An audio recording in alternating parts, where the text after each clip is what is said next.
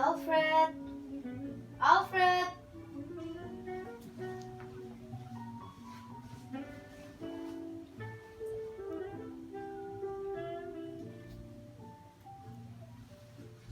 Alfred.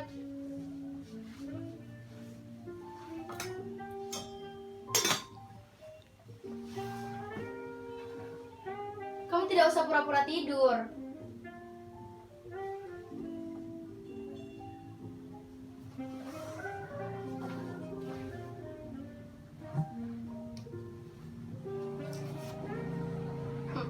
Aku tahu.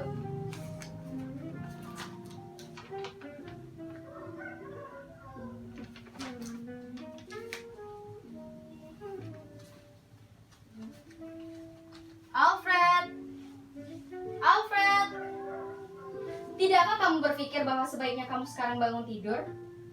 Emangnya kamu mau tidur seharian di atas ranjang? Tidak diragukan lagi. Kamu sekarang menjadi pemalas dan suka tidur.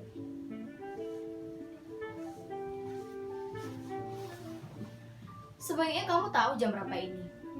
Kita bahkan tidak pernah membicarakan soal waktu. Sejak kau gadaikan jam tanganmu itu seperti orang bodoh. Benda berharga terakhir yang kita punya. Dan kamu tahu itu kan?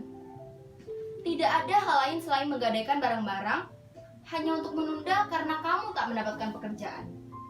Semuanya hanya untuk menghindari agar kamu tak bekerja sebagai seorang laki-laki. Alfred, bangunlah. Aku harus merapikan tempat tidur sebelum aku pergi. Aku lelah. Tempat ini selalu saja berantakan karena perbuatanmu. Kita tidak akan lama di sini. Jika kau terus-terus saja tidak mendapatkan uang dari suatu tempat. Tuhan tahu, aku melakukan semuanya. Aku bahkan harus menjahit setiap hari.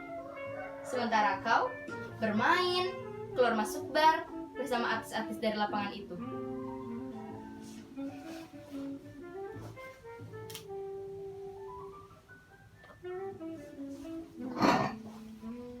Dan kemana kamu untuk mendapatkan uang? Kemana akan kamu cari? Aku mau tahu. Batas pembayaran sewa rumah minggu ini. Kamu tahu kan pemilik rumah ini? Dia bahkan tidak akan membiarkan kita tinggal semenit pun kalau kita belum bayar. Kamu bilang kamu tidak mendapatkan pekerjaan. Itu bohong. Kamu tidak pernah mencari pekerjaan itu. Yang kamu bisa lakukan hanyalah berkeliling seharian, menulis puisi-puisi bodoh, dan cerita-cerita yang bahkan orang tidak mau membelinya. Aku peringatkan kamu ya. Aku bisa mendapatkan posisi pekerjaan seperti sekarang ini, dan itu hanyalah untuk menunda supaya kita tidak mati kelaparan.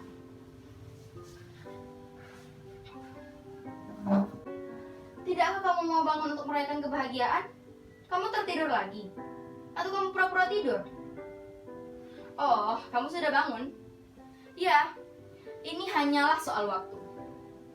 Kamu tidak usah memandangku seperti itu. Aku terlalu mengenalmu, lebih baik dari apa yang kamu kira. Kamu dan pikiran-pikiranmu itu.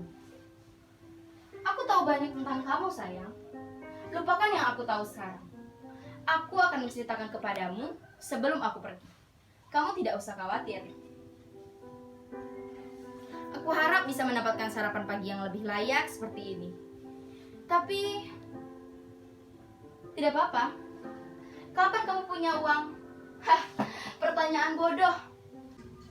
Aku ingin tahu kamu lebih baik dari saat ini. Ketika kamu pergi di malam yang buruk itu. Aku tahu apa yang akan terjadi. Kamu tidak bisa dipercaya. Bahkan untuk sedetik pun. Bagus sekali kau masih pulang ke rumah. Pertengkaran yang kita alami hanya membuat kau semakin menjijikan. Apa gunanya kau gadaikan jam tanganmu kalau semua uangnya kau gunakan untuk membeli minuman-minumanmu itu? Cepatlah, sarapan pagi hari ini tidak akan lama-lama. Yang kita punya pagi ini hanya roti, mentega, dan kopi. Dan bahkan kamu tidak akan menikmati semua ini jika bukan hasil jerih payahku sampai jari-jariku terpotong.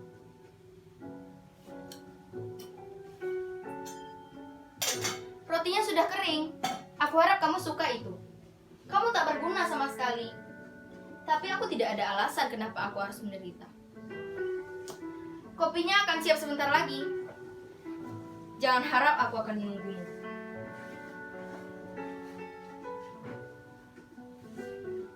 Apa yang sedang kamu lakukan sih sekarang? Iya, kamu hampir siap dan menarik apapun yang terjadi. Aku harap bisa menemanimu kembali di tempat tidur. Iya, hanya kamu. Kamu kelihatan berantakan sekali pagi ini. Bersyukurlah untuk merayakan kebahagiaanmu. Kamu kelihatan seperti gelandangan tahu, kelihatan menjijikkan. Tak heran tak ada yang memberimu pekerjaan. Aku tidak menyalahkan mereka. Kamu tidak pantas untuk disukai. Ada sedikit air panas di sini. Kamu tidak bisa dimaafkan. Ini. Lihat tanganmu yang kurus itu. Kamu sebaiknya berhenti minum. Kamu tidak bisa seperti ini terus. Itu akan menjadi minumanmu yang terakhir. Lihat kekacauan yang kamu buat di lantai ini. Untung rokok, abu berserakan di semua tempat. Kenapa kamu tidak meletakkannya di atas piring? Tidak, kamu tidak cukup bisa melakukan semua itu. Kamu tidak perlu memperhatikan soal aku. Kamu tidak harus menyapu ruangan dan pedulikan semuanya. Cepatlah, sudah waktunya aku pergi. Kalau aku telat, maka aku akan kehilangan pekerjaanku. Dan aku tidak bisa membantumu lebih lama lagi. Dan kalau sudah begitu, maka kamu harus mencari pekerjaan atau melakukan sesuatu yang pasti kamu tidak suka.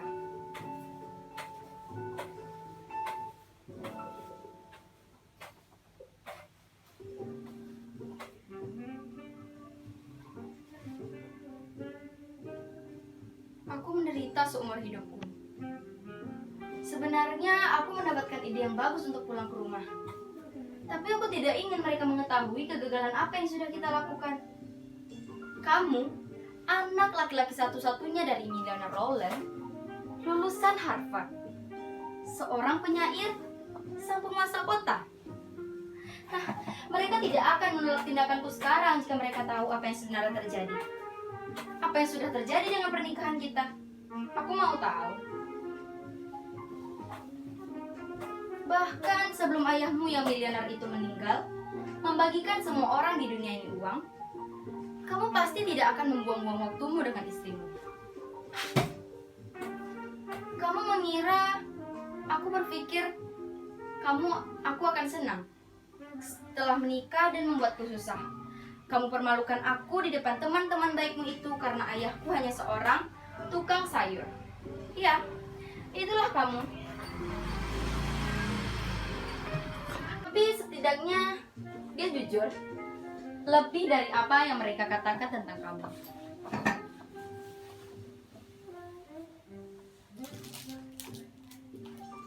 Kamu berharap semua orang berpikir bahwa kamu dipaksa untuk menikahiku. Kasihan sekali kamu.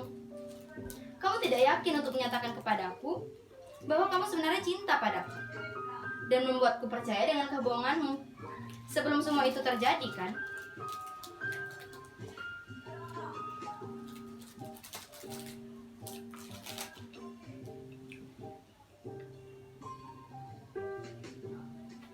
Kamu membuatku berpikir bahwa kamu tidak ingin ayahmu membeliku seperti apa yang dia coba untuk lakukan.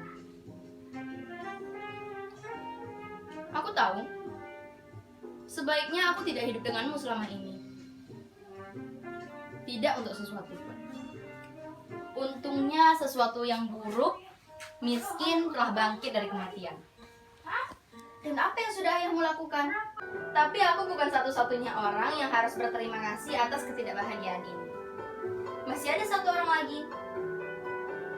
Dan akhirnya dia tidak bisa berharap untuk menikahimu sekarang. Bagaimana dengan Helen?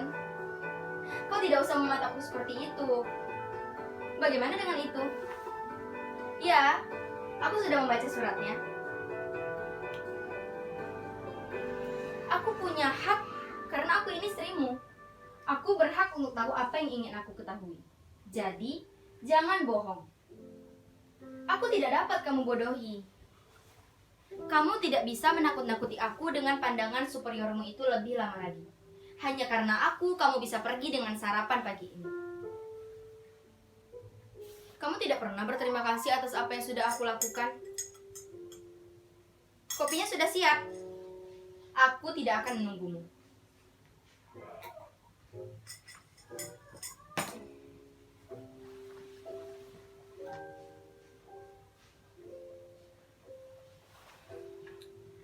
Aku sangat pusing pagi ini.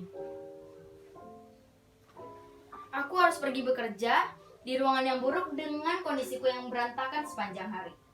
Tapi aku tidak akan seperti ini jika kau bisa menjadi setengah laki-laki. Seharusnya aku bisa menyandarkan punggungku di sampingmu. Kamu tahu betapa sakitnya aku tahun-tahun terakhir ini? Kamu bahkan tidak suka ketika aku memiliki sesuatu yang bisa menjaga semangatku. Kamu tidak suka ketika aku meminum tonik yang aku dapatkan dari toko obat itu. Aku mengerti. Kamu ingin aku mati dan keluar dari kehidupanmu.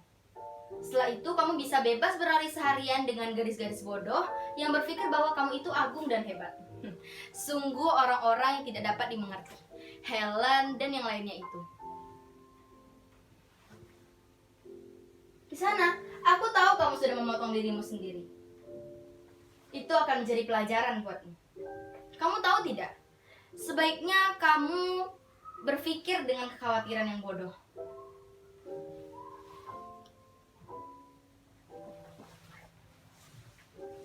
Apa yang membuatmu sungguh pucat? Untuk apa kamu melihat dirimu sendiri di cermin? Untuk merayakan kebahagiaan. Usaplah darah di wajahmu itu. Ini menjijikkan. Itu lebih tidak pernah tahan kalau melihat darah. Sebaiknya kau hentikan itu dan pergi ke tukang cukur. Tanganmu yang bergetar sungguh mengkhawatirkan. Kenapa kau melihatku seperti itu? Kau masih marah padaku tentang surat itu? Aku punya hak. Aku ini istrimu kan? Aku tahu semua waktumu yang kamu habiskan dengan seseorang. Kamu bilang kamu habiskan waktumu di perpustakaan. Aku tidak dapat kamu bodohi. Siapa sih sebenarnya Helen itu? Salah satu dari artis-artis itu. Atau dia menulis puisi juga? Suratnya mengesankan demikian. Aku yakin dia menyatakan kepadamu hal-hal yang indah, sehingga kau percaya kepadanya seperti orang bodoh. Tapi hidup denganmu akan segera membuat seseorang merasa terpuruk. Sarapan pagi sudah siap. Sarapan pagi. Kopimu akan jadi dingin. Aku tidak akan menunggumu. Aku harus berlari secepat aku makan pagi. Salah satu dari kita harus pergi bekerja. Emangnya kamu mau mencari pekerjaan?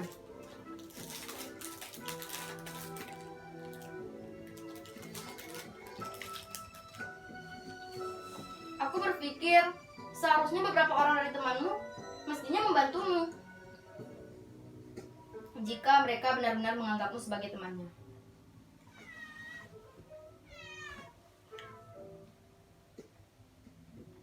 Tapi aku kira mereka hanya suka ketika kau berbicara.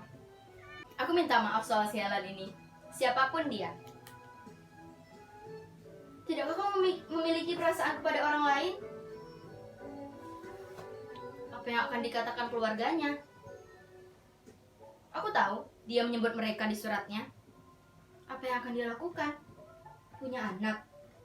Atau pergi ke salah satu dokter-dokter itu? Aku harus akui itu sangat bagus. Tapi dari mana dia akan mendapatkan uang? Apakah dia kaya? Pasti kau tidak akan mengatakan apapun soal dia. Aku tidak peduli. Coba pikirkan, aku tidak akan minta maaf padanya. Dia bukan lagi anak sekolahan kan sepertiku? Ya, kelihatan dari suratnya. Apakah dia tahu kau sudah menikah? Tentu saja dia tahu. Teman-temanmu tahu tentang pernikahanmu yang tidak bahagia? Aku juga tahu semuanya mengasihanimu. Hanya saja mereka tidak tahu tentang aku. Kalau saja mereka tahu, maka mereka akan berkata beda.